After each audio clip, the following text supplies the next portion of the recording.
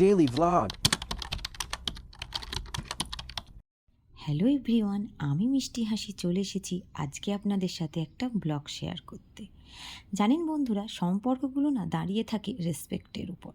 তাই আমাদের উচিত সম্পর্কে যারা জড়িয়ে আছে তাদের সবাইকে একে অপরকে রেসপেক্ট করা।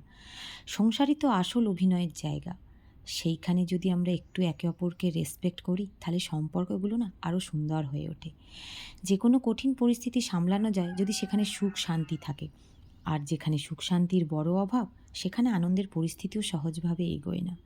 তাই সময় থাকতে ভালোবাসার মানুষকে না একটু সময় দিন। জানেন, হাসি মুখের আড়ালেই না অনেক দুঃখ থাকে।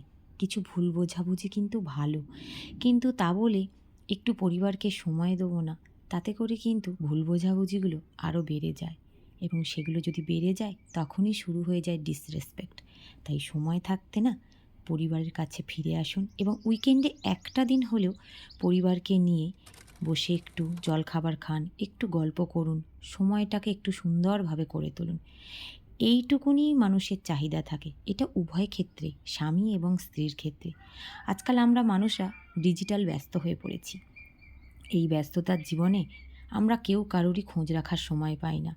এতে করে সন্তানদেরই ক্ষতি হয়। কেমন লাগলো ব্লগটা অবশ্যই কমেন্টে জানাবেন।